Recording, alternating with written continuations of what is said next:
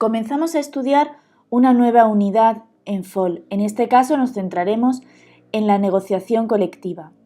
Vamos a conocer qué es un conflicto colectivo, los tipos de conflicto colectivo y su clasificación, el poder que ejerce el empresario sobre los trabajadores y la organización de las organizaciones empresariales. En primer lugar, tenemos que aclarar que el poder que ejerce el empresario sobre sus trabajadores tiene una doble vertiente. Por un lado, un poder de dirección, encomendarle qué deben de hacer en cada momento, y por otro lado, un poder disciplinario. Esto es, aplicar una serie de sanciones según viene recogido en la ley. Si buscamos en el diccionario el concepto de conflicto, viene definido como una oposición o desacuerdo entre personas, como una guerra o un combate derivados de esa oposición. Vamos a centrarnos aquí en el conflicto laboral. El conflicto laboral consiste en la alteración de la normalidad laboral por diferencias entre la empresa y los trabajadores sobre cualquier objeto de la relación laboral. El conflicto laboral puede clasificarse atendiendo a dos criterios principales, por un lado a las personas afectadas y por otro lado a la materia de la que se trata. Atendiendo a las personas que se ven afectadas, cuando el conflicto laboral se da entre el trabajador y el empresario y la resolución solamente afecta a uno de ellos, hablamos de un conflicto individual, mientras que cuando ese conflicto se da entre los trabajadores de la empresa y la empresa misma y la solución afecta a todos los trabajadores, tanto presentes como futuros, hablamos de un conflicto colectivo. En cuanto a su materia, a la razón del conflicto laboral, si éste surge por una interpretación distinta de la norma, el conflicto será de ámbito jurídico, mientras que si surge con la pretensión de establecer o de cambiar las normas para el reconocimiento de derechos, el conflicto será de interés económico.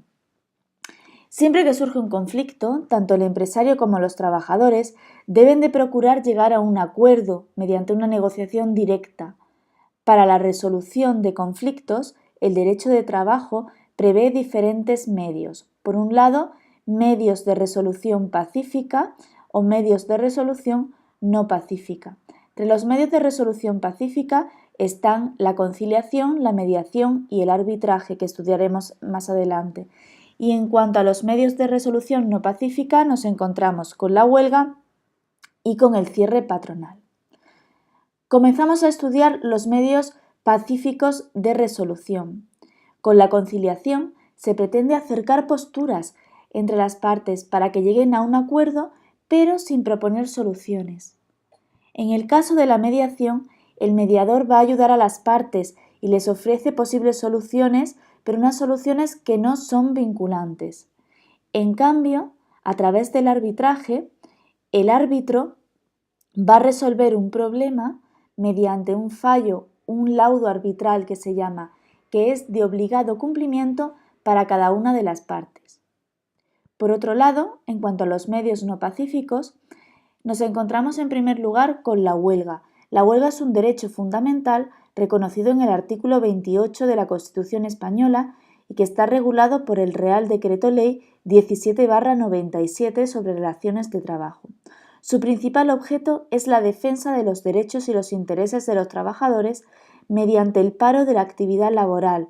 Esto es, la relación laboral sigue vigente, pero las obligaciones básicas del empresario, como el pago del salario, las cotizaciones a la seguridad social, y del trabajador, como la obligación de trabajar, quedan en suspenso. Hay que dejar claro que la huelga es un derecho, no una obligación, y que puede ejercitarla todo aquel trabajador que quiera, siempre y cuando se cumplan con unos requisitos establecidos por la ley. Así, en primer lugar, los representantes de los trabajadores en una reunión conjunta y por mayoría deben levantar un acta de la declaración de huelga. También pueden acordarla los trabajadores afectados, en cuyo caso la votación será secreta y se decidirá por mayoría simple. Tras esto, deberá comunicarse al empresario afectado por escrito y con una antelación de 5 días naturales a la fecha del inicio de la huelga. Si se trata de empresas de servicios públicos, es necesario preavisar con 10 días naturales de antelación. Tras esto, se designará un comité de huelga formado por un máximo de 12 trabajadores de los centros afectados y que participarán en todas y cada una de las acciones sindicales, administrativas o judiciales que se realicen para la resolución del conflicto. Es importante conocer qué son las huelgas ilegales, ya que la participación de un trabajador en la huelga ilegal puede tener consecuencias muy graves, como puede ser una causa de despido procedente. Se consideran huelgas ilegales las huelgas rotatorias, esto es, los paros parciales que realizan grupos o secciones en centros de trabajo. Huelgas por motivos políticos o de solidaridad. Huelgas estratégicas o de tapón, por ejemplo, cuando en una cadena de montaje en una fábrica un grupo concreto decide paralizar su trabajo y paraliza así la fábrica. Huelgas novatorias, que pretenden alterar lo pactado en un convenio colectivo mientras que éste sigue vigente. Huelgas de celo, cuando los trabajadores realizan su trabajo con tal minuciosidad que colapsan la producción. La ocupación del centro de trabajo sin justificación o huelgas realizadas contra la ley. Otro caso es el cierre patronal. El cierre patronal es un derecho cívico, no está recogido como tal en la Constitución.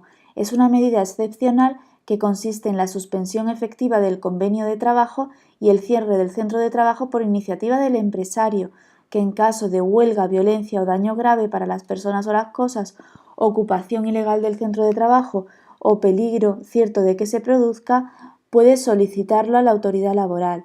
Debe delimitarse al tiempo indispensable para asegurar la reanudación de la actividad laboral y tiene obligación de comunicarlo a la autoridad laboral competente en un plazo máximo de 12 horas. Tendrá los mismos efectos que la huelga, esto es, la suspensión del contrato de trabajo, la no cotización de los trabajadores a la seguridad social y el no cobro del salario. Vamos a hablar ahora del convenio colectivo. El convenio colectivo es un acuerdo que se celebra entre los representantes de los trabajadores y de los empresarios para regular las condiciones de trabajo sindicales y económicas. El convenio colectivo puede ser de diferente ámbito de aplicación. Un ámbito geográfico que se refiere al territorio en el que resulta aplicable el convenio nacional, autonómico, provincial o local. Funcional, cuando se refiere a la rama o sector de las actividades que resulta aplicable, por ejemplo, un convenio colectivo de la construcción, del comercio minorista, etc. El ámbito personal, que se refiere a los trabajadores a los que resulta aplicable este convenio colectivo, por ejemplo, a los trabajadores de una empresa en concreto, o también, según el ámbito de aplicación, nos podemos encontrar con convenios colectivos temporales, cuya duración o vigencia viene determinada por un acuerdo entre las partes negociadoras. Nos encontramos también con que debemos de conocer cuál es el contenido mínimo del convenio colectivo, esto es, las partes, el ámbito personal, funcional, territorial y temporal, el procedimiento para la resolución de las discrepancias que puedan surgir, el plazo, la forma y las condiciones de denuncia del convenio, ¿no? Y hay que conocer que si el convenio no se denuncia se va a prorrogar durante un año. Y la designación de la comisión paritaria de la representación de las partes negociadoras. A la hora de realizar la negociación colectiva, hay que conocer las partes que están legitimadas. Por parte de los trabajadores están legitimados el comité de empresa, los delegados de personal, secciones sindicales y sindicatos más representativos, y por parte de los empresarios, el empresario propio y las organizaciones empresariales. A la hora de realizar una negociación colectiva, esta se desarrollará a través de una serie de fases o etapas. En primer lugar, la propuesta de la negociación colectiva, en la que se comunica a la otra parte la intención de negociar un convenio. Esa comunicación deberá ser por escrito, identificando la representación que se ostenta, el ámbito geográfico y personal del convenio y las materias a las que se pretende hacer referencia. En segundo lugar, la parte receptora tiene un mes para responder por escrito y aceptar la propuesta, salvo que se trate de negociar un convenio que aún está vigente. En tercer lugar, debe de constituirse una comisión negociadora en el plazo de un mes desde la recepción de la comunicación. Esta comisión negociadora tendrá un máximo de 13 miembros por cada una de las partes y en convenios de ámbito superior al empresarial, y si son convenios de ámbito superior al empresarial, hasta 15. Se llega al acuerdo y una vez que se ha llegado al acuerdo deberá de registrarse y publicarse este convenio en los 15 días siguientes. En el plazo de 10 días se procede al depósito en el SEMAC, en el Servicio de Mediación y Arbitraje y Conciliación, y simultáneamente se publica en el Boletín Oficial del Estado o en el de la comunidad autónoma o provincia que corresponda. Antes de terminar, debemos de decir que las partes legitimadas para negociar un convenio pueden adherirse de común acuerdo a la totalidad del convenio colectivo en vigor y, si no están afectadas por otro, comunicándola a la autoridad laboral competente, tal y como establece el artículo 92 del Estatuto de los Trabajadores.